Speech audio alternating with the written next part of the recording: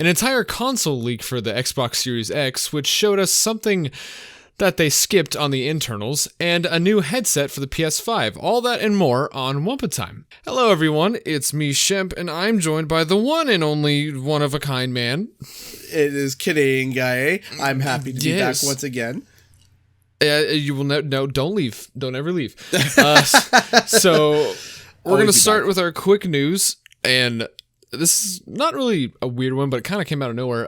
Sega is officially deeming 2020 as the year of Sonic. They on the so 4 days ago as of today. Oh no, 5 days ago as of this uploading. Sega put out a article saying that the 20th of every month for the year of 2020, there's going to be some Sonic related news, whether that be like new merchandise, new screenshots of the movie, updated movie visuals or anything like that, or game announcements. And that's the big thing. People are wondering what this is leading up to. Are we going to get like a Sonic Mania 2? Are we going to get another 3D Sonic game? Are we going to get multiple Sonic games? That would be cool. Like when Forces and Mania came out. Maybe a remake of a previous Sonic game. Hopefully not. Maybe. Anything can happen. Yeah, anything can happen. I mean, there was that one leak that was floating around that was Sonic Rings. That leak was. Yeah. I have no. I don't know if you saw. I don't know if you saw what I made on Twitter. No, I did. I did. Okay, I'll show you later. Okay, yeah, but this is actually really interesting because it's actually really nice to see Sega actually like step forward and put like kind of push, because one of the things that I always notice with Sega, and personally for me, is that sometimes their news can be put on the back burner, or they're just like, hey, we have Sonic, and everyone just walks past them. But it's really nice that with the year that the Sonic movie is coming out and people are looking at Sonic, Sega is taking a step forward and say, hey, let's try to step back into the limelight. Let's try to especially with all their other IPs taking the limelight now, because Yakuza had a big moment in Japan, and it's selling really well. And also Sega owns Atlas, so Persona and all the Shin Megami Tensei stuff that they have going on. Sonic's been kind of taking like a step back in terms of what Sega's been pushing out recently. Well, it's nice to be able to see that from Sega. It's nice to see them be able to have a break, a reprieve from Sonic, and then now hopefully that break and reprieve can kind of bring back some form of a comeback. And guess Activision isn't coming back to a certain platform. Sick burn. Sick burn and segue. And this is actually going to spell a lot of interest and is actually a massive hit. So Activision Blizzard, back in early 2017 had signed with Twitch for 2 years so that they can exclusively stream on Twitch for 2 years, specifically Call of Duty and Overwatch, right? Now, the Overwatch League has been a huge esports thing. It was massive. Call of Duty has always been big. But something bigger has happened that is going... it might be early to say, but I think could be a paradigm shift within the esports league. But Activision did not re-sign their deal with Twitch. They re-signed with YouTube. Yes, that's a big move for content creators, especially YouTubers who are big into the esports scene. Yeah, that is massive, because this allows for, because if you remember, Twitch had all these bonus things that you could purchase, emotes and all that stuff that was all related to the Overwatch League and Call of Duty. And there were sponsorships and all this stuff. But now that it's shifted over to YouTube, there's going to be, I think YouTube is wanting to step into the streaming game now. I think that YouTube finally feels confident enough to be able to want to turn and go toe-to-toe with Twitch. With how big the platform is, and can you imagine all of the opportunities for content creators on YouTube who either have not gone into esports yet or are super into esports? Activision reaching out to these content creators, it's easier for them to see. Right. And the one thing I've always critiqued Twitch about, which if you think YouTube discoverability is bad, what's worse is Twitch discoverability. Ooh, I know. can't. Yeah, like everyone's saying, oh, YouTube is bad for trying to grow and do better, and I do agree it is rough, but nothing as bad as Twitch. Twitch is like next to impossible to grow without an outside and you can't source. grow, without a YouTube channel. Yeah, exactly. And it's because what they do is that if you ever go to a game, whatever game it is, like Fortnite, even Call of Duty, whatever, what happens is they put the top streamers at the top. That's it. They just put the best, they say, okay, this person's got 10,000, this person's got 8,000, 6,000, and going all the way down, right? So you got your first like 15 streamers are probably doing, fairly well. Everyone below that is just trash. They get trashed. Yeah. No discoverability whatsoever. And that's it. And it's just, you can't grow and it's like you need to be able to somehow advertise yourself and grow. And unless you are the best streamer in the world, or you're a perfect comedian where every person that comes to float through your stream is laughing hysterically by the time that they're finished and that they want to see you do it again, you're not going to get discovered as much. And this is a big deal. This is a big deal to see that Activision, I believe we looked up, Activision's value is $7 billion. Oh my God. Yeah, the Activision Blizzard, that they are in the deals to make money, have felt that YouTube gaming was a better choice for their dollar than Twitch was. Now this is also a good move for YouTube because they completely shut off the specific section of YouTube that was called YouTube Gaming. Like if you wanted to stream on YouTube, you'd have to go to gaming.youtube.com, and that would be the whole subsection. They completely shut that down, and it's all integrated into YouTube. Exactly. So it's very nice, and it's good to see that Activision's putting more faith into YouTube, especially with all the announcements for like Crash and Spyro, that was like reaching out to YouTubers and not like other talk show hosts or anything like that. Yeah. And it's really good for channels to grow. And speaking of not growing, you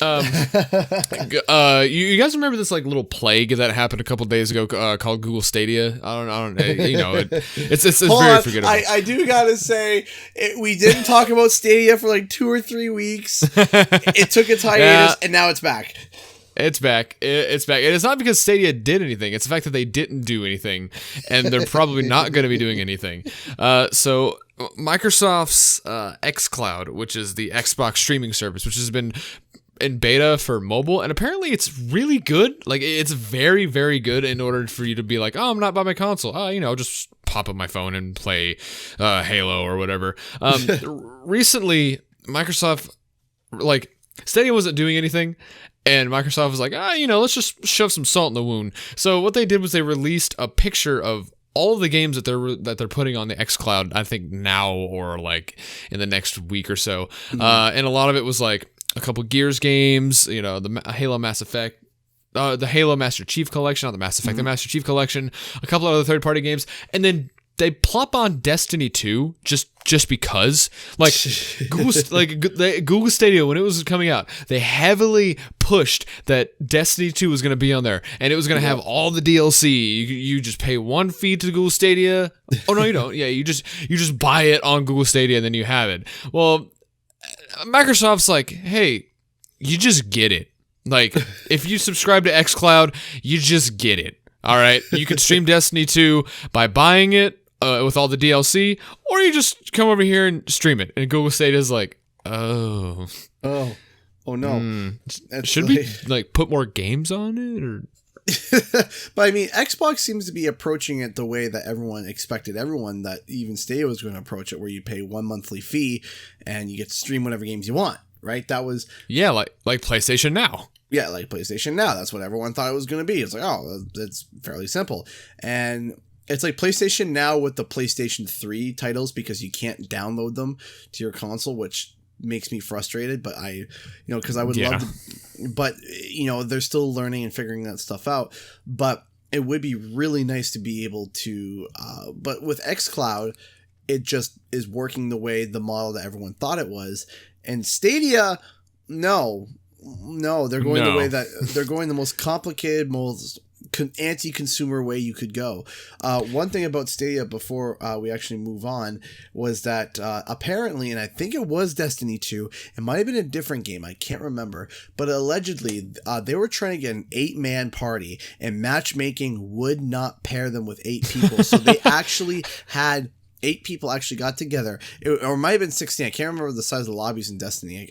Forgive me, but I think it's 16. Maybe sure. Yeah, 16 people got together on a Discord and planned to all go into matchmaking, and then they got paired together. But they had to plan to get a full party. They could not get a full party through regular matchmaking. They couldn't do it. Wow. So the player base for Stadia's Destiny 2 has just been like plummeting ever since it came out. It's been bad. It's been dead on arrival. I mean, that's what everyone's saying, dead on arrival. That's what a whole bunch of these massive tech YouTubers are saying, and it's not good. But something that is good to a lot of Star Wars fans, at least. Oh, yes. You like my segues, eh? Like, I find a way to dude, somehow... you're like on a roll, man. Man, with all the Wumpa times, I just find a way to segue into something else. Sounds like I'm about to go into an ad. But anyway, Knights of the Old Republic. Do you remember that game? Well, yeah. Allegedly, according to, what's the site called? Cinelinx, they were approached by 2 separate sources confidentially that told them that Knights of the Old Republic remake is on the way. Now, what's interesting about this is that there was actually rumors circling this game coming back earlier in 2016, and unfortunately it got shelved. It got pushed back due to reasons. It's EA. Someone could have farted the wrong way, and the CEO cans a project. They're like that. So it got shelved basically, and basically put on ice and stopped. Well, allegedly they're bringing it back, and they are going to be remaking it. And we've entered the remake season, man. Like, Crash and Spyro single-handedly have changed the industry. They really have when it comes to the remakes. Yeah, everyone realized like remakes are just an easy way to make money. Absolutely. Like, you could argue that the Master Chief collection kind of did it first, but oh yeah, you could argue that, but the problem was that nothing came afterwards. It took years, and then Crash came out, and now it seems like every other few months we're discovering new remakes in the style of Crash and Spyro. And it's not even like HD ports, they're like actual full-on remakes, full-on remake pluses, whatever you want to call it, because that's what the one guy from Vicarious Visions had called it, was a remake plus. And a remaster plus, remake light. There's a whole bunch of different terminologies, but the point is that the same style is being followed, and I think EA actually recognized, saying like, hey, we could jump on this nostalgia train just like everyone else is. Yeah, and the thing is, I think both sources came up and said that it's not necessarily like a full 100% remake, but more of like a reimagining, and that's because so it could be a reboot. Knights of the Old Republic.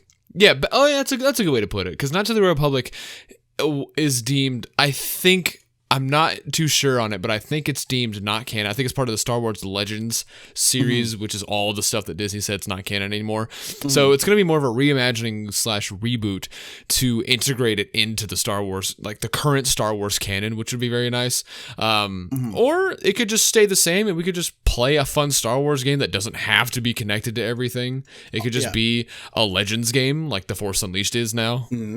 It's possible that this is a 1-to-1 remake. It could be a reimagining. All we know is that they're bringing back in some way, shape, or form, allegedly, according to Cinelinx, Knights of the Old Republic. Yeah, and if it does end up getting made, great, because every time at work, when people come in looking for a PS2 or an Xbox game, it's usually KOTOR, and I'm very happy to see that this might be happening. Yeah, and a lot of people are going to be really interested, especially with how Jedi Fallen Order has been coming along and how well that's been going. People are going to want to now. People who aren't even mega Star Wars fans are going to be paying attention to Star Wars games.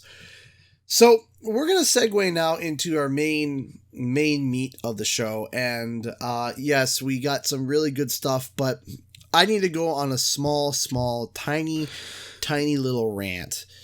Yes, because I don't know what this is. I'm just as... Shemp has no idea what I'm about to talk about. So no, not at all.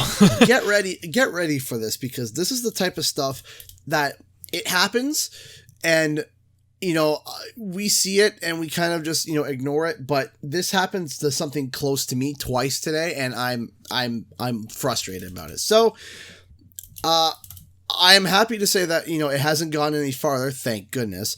But there is a website by the name of a journalism website called PlayStation Universe. Now, what this site is, it's a journalism site that's more based along PlayStation. They talk about other stuff as well. But to give you an idea, this site has over 25,000 followers on Twitter alone.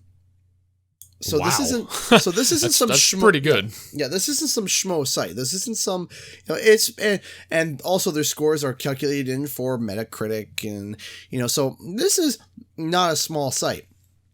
Well, they reported on 2 pieces of news today. 2.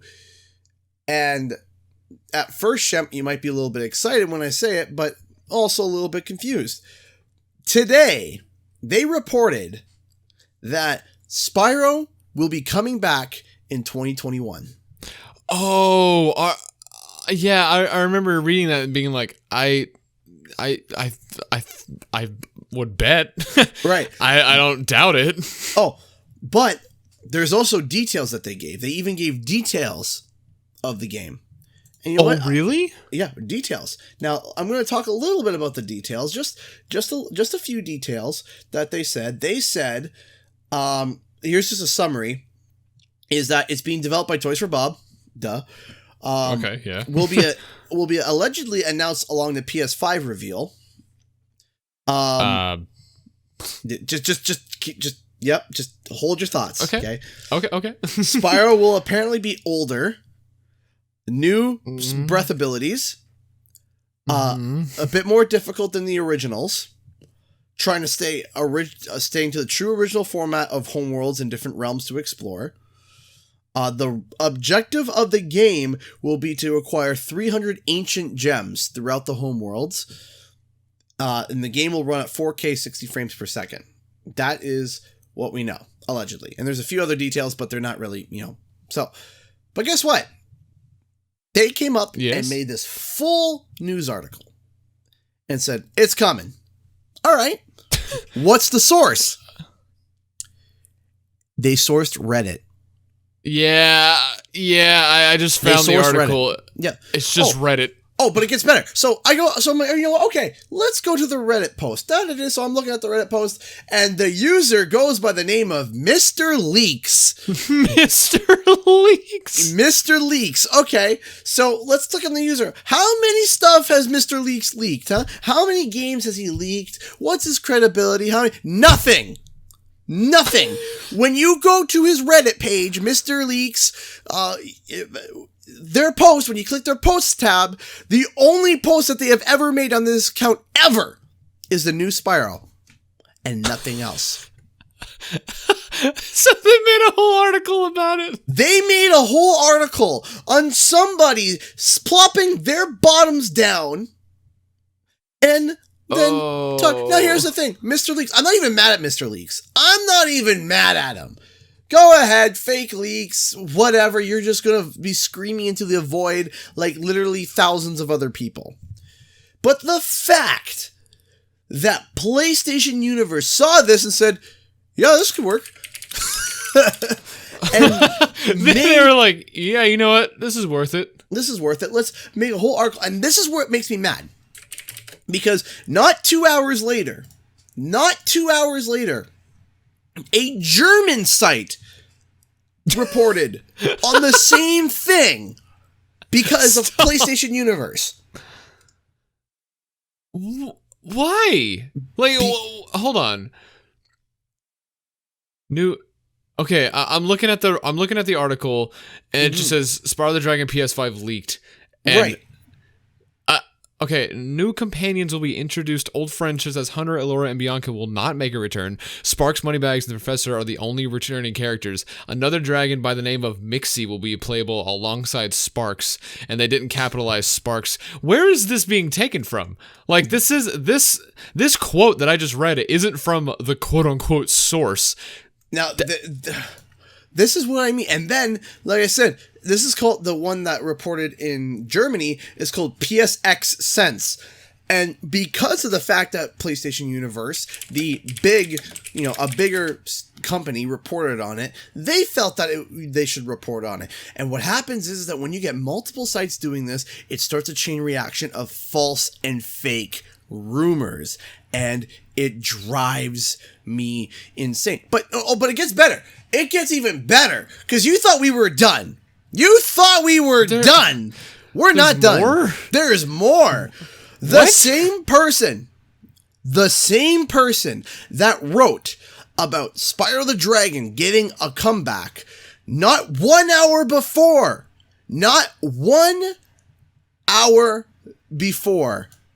made an article saying that Sly Cooper 5 has been leaked. Oh, yeah, I saw that. I didn't read too much into that. The same author, Michael Hernandez. I'm sorry if I'm mispronouncing your name, dude. But, and do you know what do you know what their source was? Reset Era. Okay, so Reset Era, I'm not too familiar with. This is the first time I've heard of this website. It's a forum site. It's just another forum site.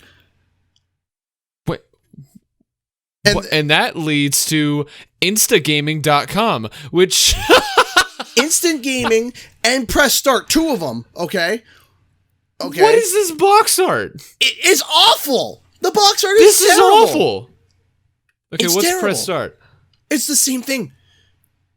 What these companies are is that they're digital-only sketchy distributions that are the ones where you pay money and they send you a code at a discounted price.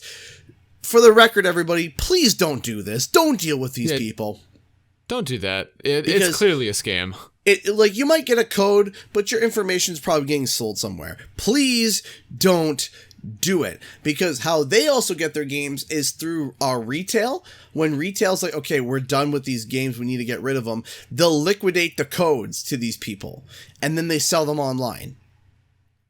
People, please don't. But these are sketchy sites, and the same person hyped all these people. There was all these people that are crazy hyped. They're like, oh my gosh, it is possible that we might be getting a new Sly Cooper game. Like, for example, it's got over 656 likes, 168 retweets.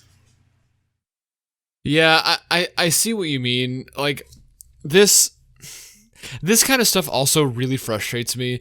Like, like when you're sitting there and you know this is clearly fake, but then you see everyone around you believing it, thinking that it's like an actual confirmed thing. No, it's just a rumor from Reddit. It's just a rumor from a sketchy keygen website. I don't know. I know why they make the articles. It's to get clicks. It's to get viewership, because then you have more ads and you get to keep the site going. I get that. But come on. With a website like PSU stooping this low, like, I don't know if it's just a website or just a certain writer who made the articles. The writer is the writer is according to their because I tweeted at them. According to their profile, they are the editor-in-chief of the site. Oh, great. Oh, no. Yeah. Are they just that bored? I went to the author's page on PSU, and it's like, there's no profile picture. Yeah. He's done like 17,000 articles. Yeah, I got right here. Editor-in-chief at psu.com. Now, listen, Michael, I get it. Listen, I get it, man. I get you got stuff you got to do. You got things, I understand that you need to make money. We all do. We understand that. But there comes to a point where it's ridiculous, or it's not even truth anymore. When I can, and then not to mention, there's one more thing I want to mention before we continue, is that I was able to debunk the Spyro myth in the Reddit like that. Because right away. Right away. And I'll tell you why, was that I went to the Reddit page, okay? Okay, and yeah. Somebody said, and it's a very, very, very valid point, was that I remember I saw in this very subreddit that Toys for Bob have supposedly been working on a new Crash Bandicoot game. What happened to that game?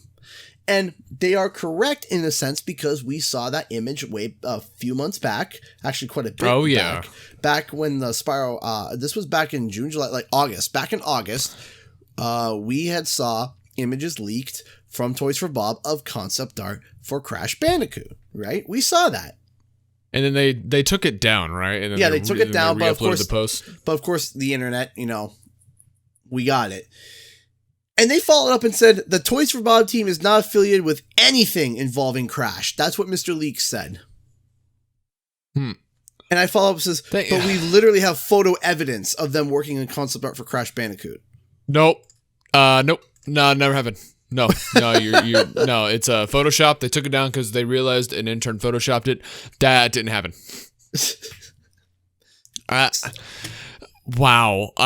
I'm glad you didn't tell me, because I would have not had the reaction I had now when you told me. Yeah. That's kind of idiotic. Like, yeah. You know what you were doing. Like, do you just not know how to cite sources, or were you just like, yeah, it's good enough? Yeah.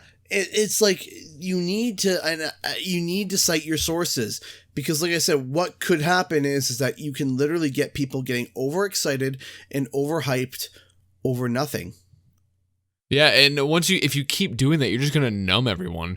Like, everyone's going to be so used to being let down from all these fake articles that no one's going to get excited. Like, even when it finally gets announced, they're going to be like, oh, look, it was real. Oh, cool, I guess. Yeah, you're literally killing the game. Now, if there is backing to it, if there is legitimate backing to it, then by all means, report on it. But if some schmo is just saying, oh, I want this, and you're going to report on it, that's ridiculous. So yeah, you're going to be like, yeah, I think that was right. Yeah, that was right. So why don't we move from fake leaks to a big leak? Yeah, let's talk about a big box-sized leak. Probably hold on, the post is still up. I'm sorry, I'm getting sidetracked. Well, let's get into this first. So the Xbox Series X is coming out holiday 2020. At the very end of the year, probably around October or so. Be sure to get your VCR in 2020, kids. Make sure to get your uh-huh. So we've seen some like patents and like mock-ups and some artwork of like what the Xbox One or the Xbox Series the Xbox Series X is gonna look like. I hate it. What the ports are gonna look like. Whatever, and how big it is, yada, yada, yada. Okay, so this guy on Twitter, by the name of @Doug_Drago X. What year is it? This guy just posted two very clear pictures of the new console. Like, it's not like, oh, the FBI's after me, I gotta take a quick potato photo. No, this like, he set it up, put it at an angle on the carpet floor, and took two pictures on the front and on the back. Now, the front, we see it. We've seen it before. This isn't like a fake. This isn't a render. This is like a real picture. Like, this is the most clear leak I have ever seen in my life. I don't think I've seen anything, and it's not even a game. It's like a whole console. Yeah, so a prototype.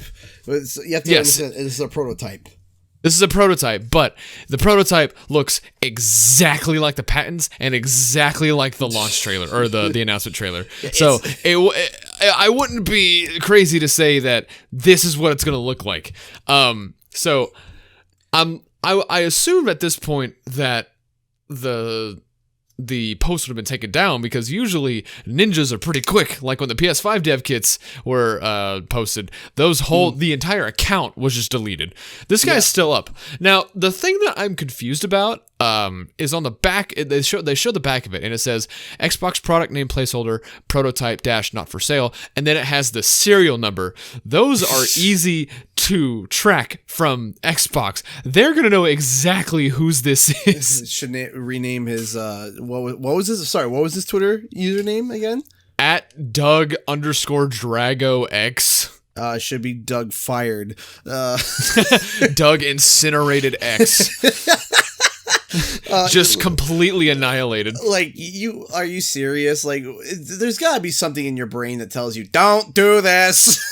He's like, nah, my dad came home with the new Xbox and I felt like showing it to my friends. It's funny because the front of the Xbox is like really dirty. Like there's dust all over it, and I think there's like sticker residue. And on the back of it, so here's what I wanted to talk about. This is the thing that's confusing everyone. On the back, unlike the Xbox One, there's one HDMI port. There's not two, so you can't plug up your cable box. That everyone has those, unfortunately. Yeah, everyone has those. The power supply, which looks pretty identical to the Xbox One's or the Xbox One original, and that's making me think, oh, I hope to God that it's not an external power supply like the 360 and the original Xbox One. You just get like a mini Xbox with it. And then you have an Ethernet port, standard. You have two USB ports, which aren't USB 3.0. They're 2.0, which is weird. Really? Yeah, they're just two black USB ports. I don't know why. Maybe this is just an early prototype and they didn't want to waste the resources. I don't know. And then you have, I believe it's a fiber optic cable for like your soundbar and stuff. Yeah. And then you have this like weird long rectangular port that just has a shape of the rectangle next to the rectangle. Yeah. So I don't know. Is that going to be like another, like a peripheral, like the Kinect, but something else? I don't know. Because I remember seeing that, and it honestly looks like a memory card slot. Oh yeah, I mean that is too big to be an SD card slot. But that's way too big.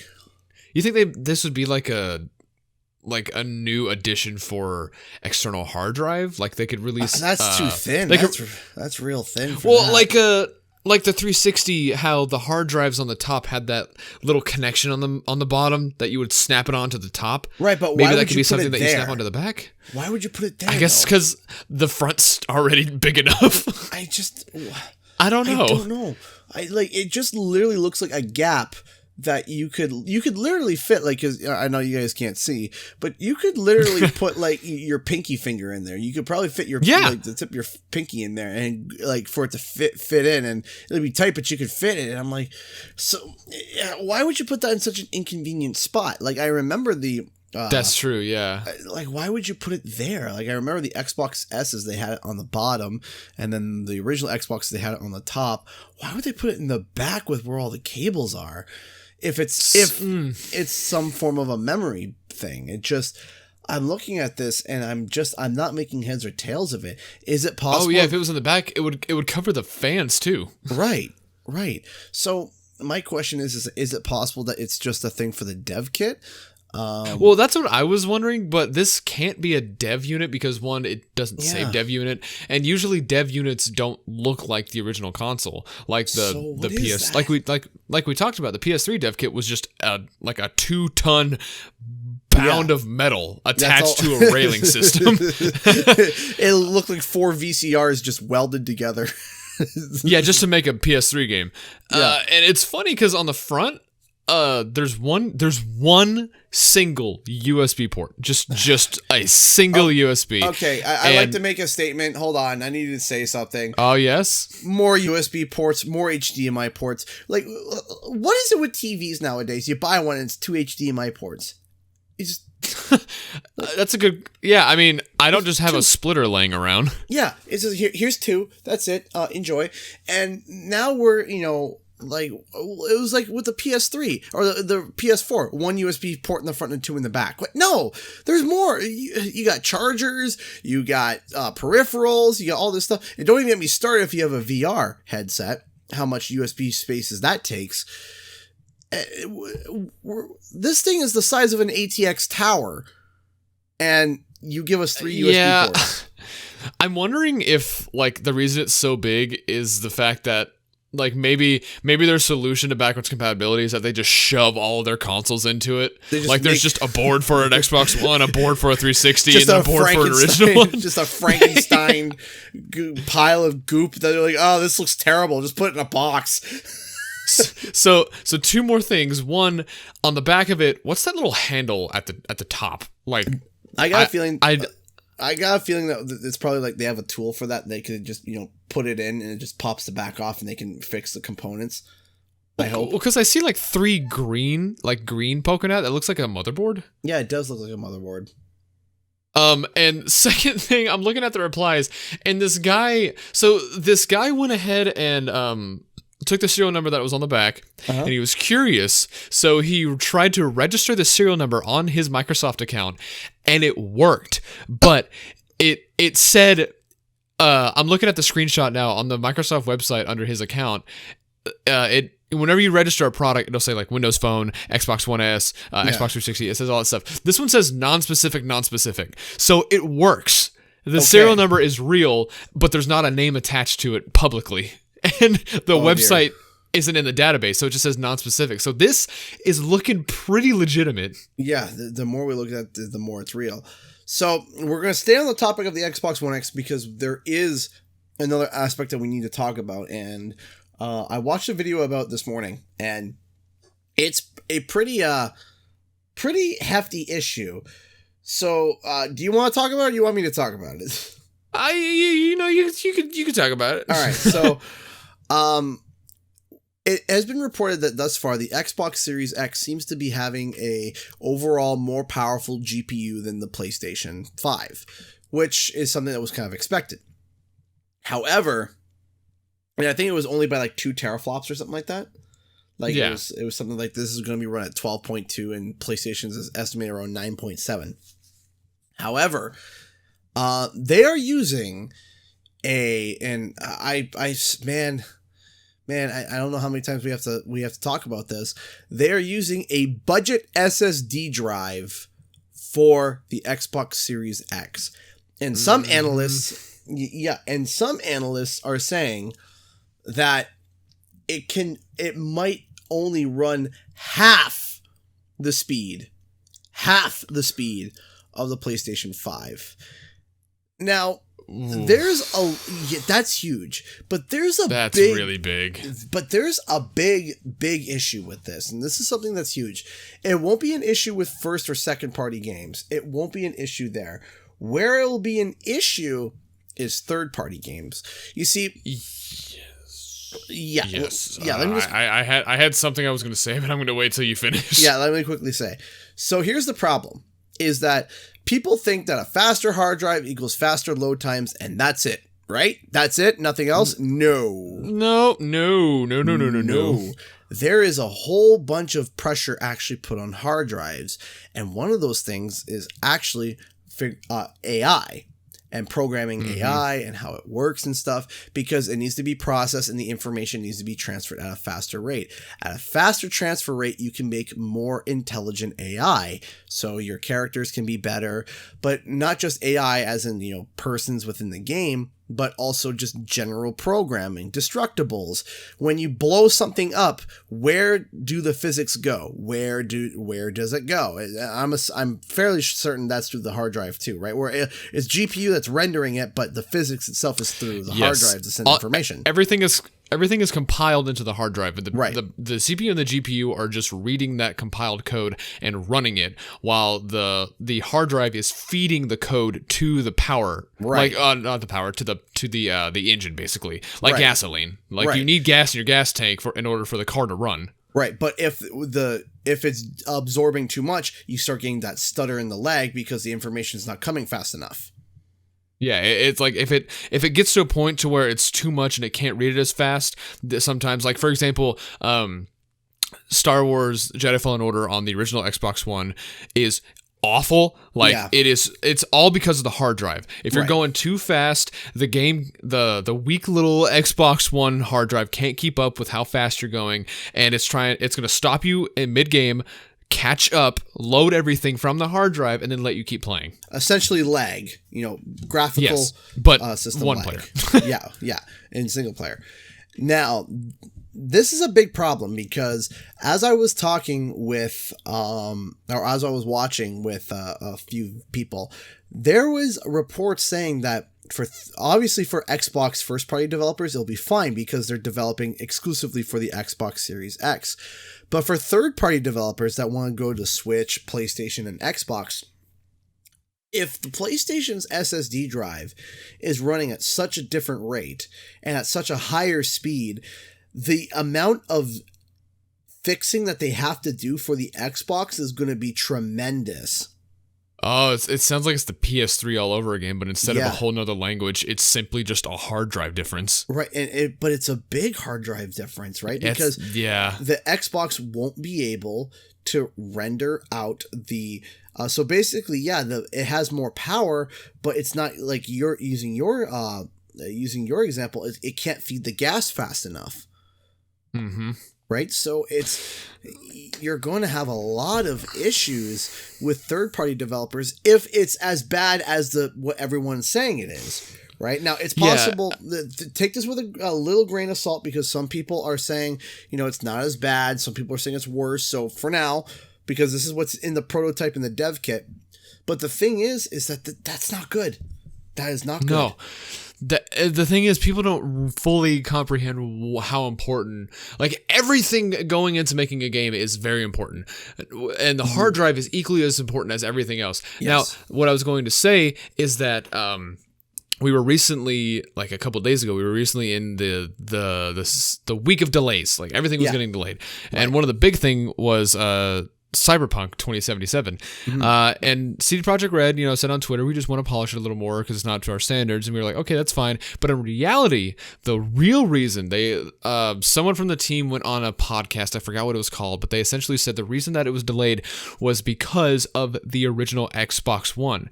That console is holding back this game because of how poorly built it is, how more advanced the PS4 and the Xbox One S is. It's the same thing with Jedi Fallen Order. The hard drive specifically cannot keep up with how big that game is and how much it has to do at once. There's going to be a lot going on with that game.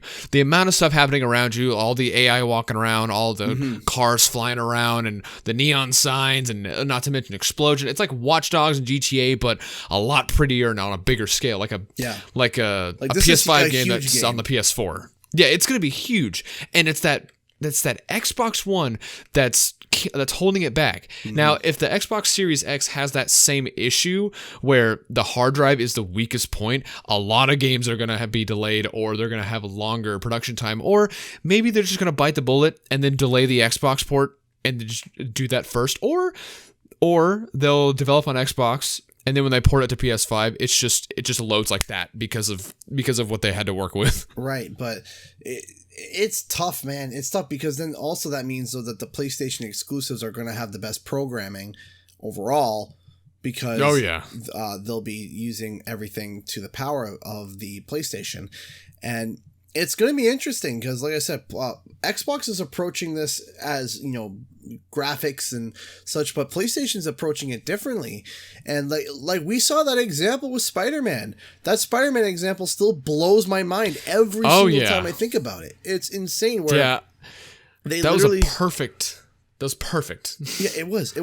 Where the fact that the loading time was incredible, but they also said that literally the render times were incredibly faster. They actually, because they were telling a story how Spider-Man had to be slowed down because he was going too fast. He couldn't keep up with because you started to see the render distance wasn't far enough. That Spider-Man at one point was going so fast that buildings were just popping in, and they didn't like that. So they had to slow him down. But for the example, they sped him up to where he's literally flying through the streets at like Mach 12 and everything is rendering perfectly fine. And you can't even see like the render distance. You can't see buildings being foggy. Everything is loaded right then and there. Right. And, Spider, and he's traveling, I'd say minimum twice the speed that Spider-Man at his max stats could be.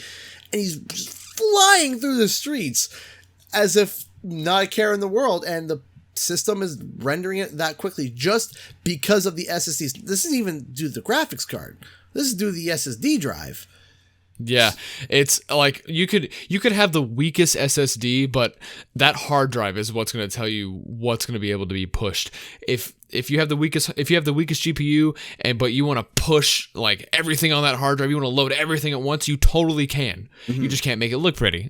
Exactly. And speaking of looking pretty, another segue. There we go. So last week I think we talked about how Sony said that the biggest feature of the PS5 hasn't been revealed yet. Right. They've already announced PS4 backwards compatibility, and we speculated that it might be full backwards compatibility. And I think they said that there's two big things.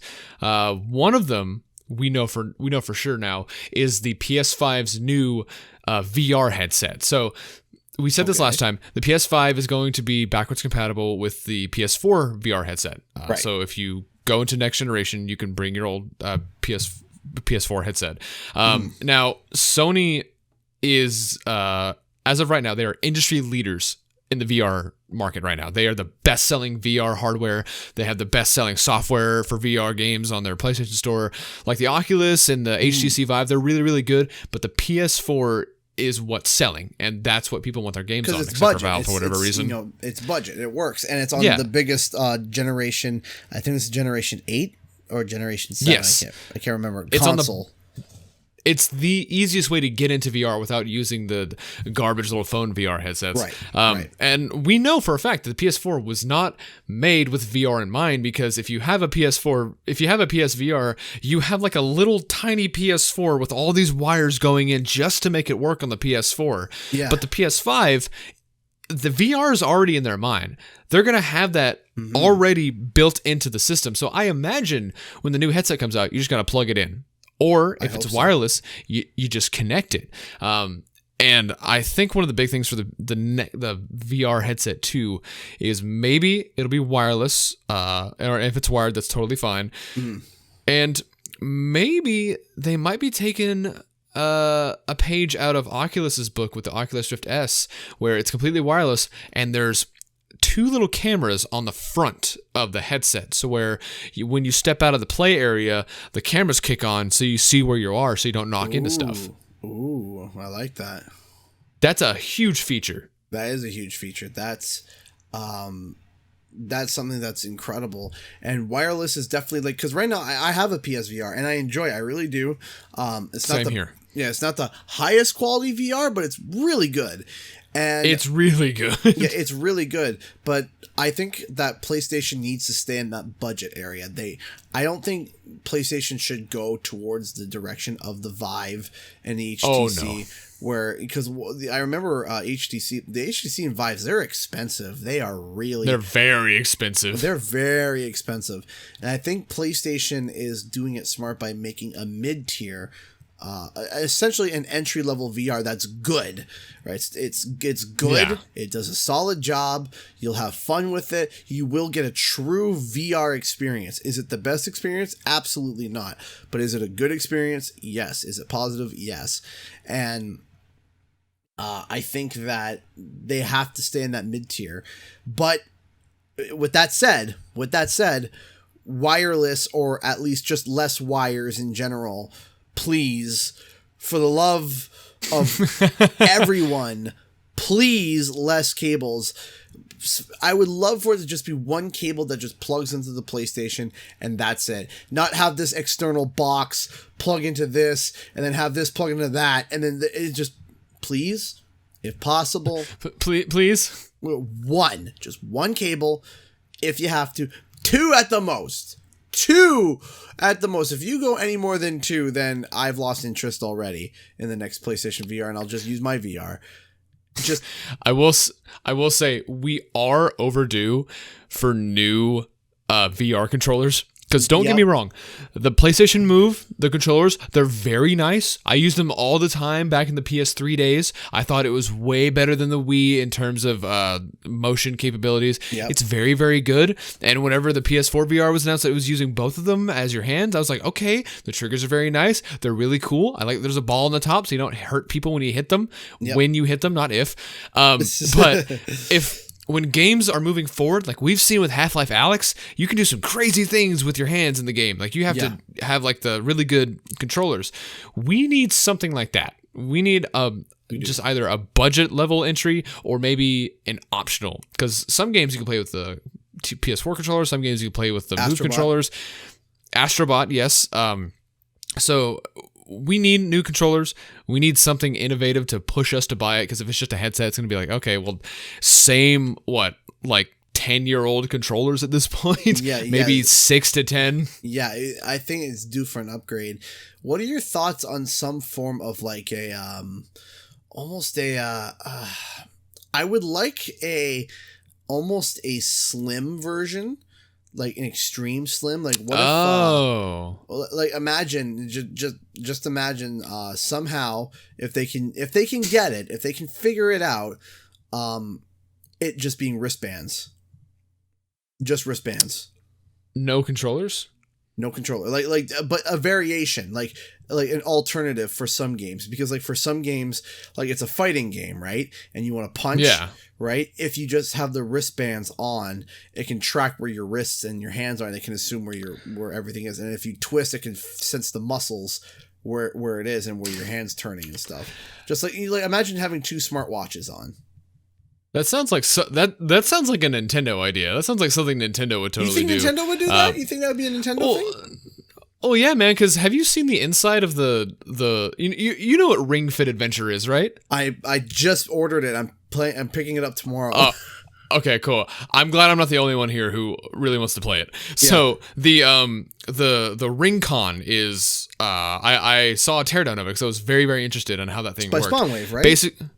Yeah, exactly. Yeah. So basically, it's just a metal ring that you push on, and the only piece of technology that's in there is where the Joy-Con attaches to the Ring Con. Right. On the inside of that, there are 3 wires attached to a what's it called? A bend sensor, I think is what it's called. Right. And basically, it's just a really, really good sensor that predicts what you're bending to send that to the game. So it's just a very, very simple bending sensor, and I think that's something like Nintendo's done that with like the Power Glove. Yeah, I was just about to say that. I was about to say that they use the same thing for the Power Glove. Yeah, so this is something that they would totally do. Like imagine that like for a Punch-Out game. Like you just strap on 2 Joy-Con wrist straps and you just start punching away. That would be interesting to see. If it was PlayStation, I don't know. They're not really. I would love that idea, but they're not really like adventurous with their peripherals. It's always safe, and if it's always adventurous, it's a third party. Like, do you remember the weird like kid controller for the PS4 that Hori made, where it was like a trapezoid, like rounded edges. Like you had to like push for the touchpad. You had like to hold a button and then move the stick to simulate like touching a touchpad or something like that. It was bad. Yeah, it's bad. Yeah, but a little bit of a counter to your point, though, is that they were one of the first people to, like, PlayStation was one of the first to dive in for VR. Like, they were... That's true. Like, yeah, Nintendo followed after. Yeah, well, let's not even talk about Nintendo's VR. It's... I love holding it up the whole time. Nintendo's VR is equivalent to is worse than the cell phone. It's not even VR. It's so bad. And the worst part is that there's so much potential for the Switch to be able to do that. I mean, imagine a VR Pokemon Snap. Think about that for a second. I feel like the Switch has just been there like, hey, can it do VR? Sure. Yeah. Sure. Okay, I'm going to push out the update to do VR. All right. Yeah, as long as it works, man. Yeah, it works. Okay. I mean, like, can I say too, and you know, I know a lot of people, and probably like the final thoughts, going a little bit of a tangent here, but I will say, can I declare that the Nintendo Labo was a failure? Like, yeah, I mean, it was a really cool idea, like the first wave, the one that let you build like a piano and a house and all that stuff. That was cool and creative, and then it just kind of like, oh, there's a robot suit that does one thing. Oh, there's a VR headset that I have to hold up. Oh, there's a wheel that does one thing. What is like this? An elephant trunk? Like one that's just there was an elephant trunk for the VR, I think. I was just like, what? Cool. Glad I spent $80. Right. And that's what I mean. It's just like Nintendo. Here's the thing with Nintendo. My last closing thoughts, and is that if they have a good idea, and it's good, it's fantastic. Billion-dollar really good, idea. yeah. Like the Wii, right? The Wii, billion-dollar idea. But if it's bad, oh Nelly, income is zip. I will say, when Nintendo has a weird idea, they're like, yeah, let's try it, and I fully respect them for that. Yeah. But when the idea is like bad, it's bad. Well, I mean, it's like, should we like stop production on everything? Yeah, well, if you look at Nintendo, like they have been known to have like the best, like in terms of sales, one of the best in terms of consoles. I believe the Game Boy is number 3 or Game Boy is number 3, and the DS is number 2, right? Fantastic. But they also are home to the Power Glove, the Virtual Boy, the Wii U. I can't reiterate the Wii U enough. The Wii U. Can I say the Wii U 4 times? Wii U. Yeah, it's like, do you get what I mean? It's like, yes, they hold the most success, and I do agree that PlayStation does usually play it safe, but they did take a risk with VR. They did. Yes, they definitely did, and I'm glad PlayStation VR has taken off to where it is now, because if not, we wouldn't have some really cool ideas like the Iron Man VR game and PS5 being VR ready like at launch. That's really cool. They're industry leaders in VR, which is really cool. PlayStation has been like on a steady rise up. I don't think there's been any dip ever since the PS4 launched, because the PS3 was a rocky start and even a rocky end. And it's looking like the PS5 is just gonna take off immediately, like with Xbox shooting themselves in the foot. I don't think Sony has anything to worry about. Yeah. Well, I still wouldn't put, like I said, I don't want to put Microsoft out of the race yet. I still want them to do well. I hope that, because I'm still impressed by Senua's Saga. The graphics for that was just absolutely gorgeous and insane. Oh yeah. And it seems that it's possible that the Series X could have a rocky start, but if they're not as I will say this, and I think you can agree with me on this, is that they're in not as bad of a situation as the Xbox One was at its start. No, because they've at least shown a game. Yeah. But again, the thing is, it's coming to PC, so like why? Why would I buy an Xbox to play it? That's the thing I keep going back to. Yeah. Why would you buy an Xbox? Yeah. And also, if Xbox isn't launching any exclusive Xbox One Series X games for the console when it comes out, how is that going to run on the Xbox One? Or is that like going to be 2021? Probably 2021. It's probably there's no way that's running on the Xbox One. No, especially with the issues that it's been having, especially like what you've been reporting and talking about, the fact that things are literally just not working, like with Cyberpunk and the original Xbox. You know, it's not working. They pull a Nintendo and they release games like Minecraft that's like only on new 3DS, like only on Xbox One S. They might have to. They might. I mean, there's no reason to keep supporting the old one. There really isn't. So yeah, I think that's everything. We actually had a good episode this week. I know. We finally didn't have to be scraping the bottom of the barrel for news because of how bad the news weeks are. So news is starting to really pick up now. So that's good. Yeah, that's really good, and thank you guys for sticking with us. It's only going to go up from here in terms of news. If you want to follow us, it'll be at ShimpOfficial on Twitter or at Canadian Guy A with 2 H's. If you have any questions, you can tweet us and ask us with the hashtag WumpaTime, or you can leave comments in the comments below. Send us emails, carrier pigeons. We're still waiting on carrier pigeons. All kinds of stuff. We are on YouTube. That's where we premiere every morning. We're on Spotify, Google Podcast, Apple Podcasts, SoundCloud, carrier pigeons. Yeah, and if you've got any questions, let us know. We like answering questions. Yes, we do. Okay, you have anything else to say? Nope, other than bye-bye. Okay, bye-bye.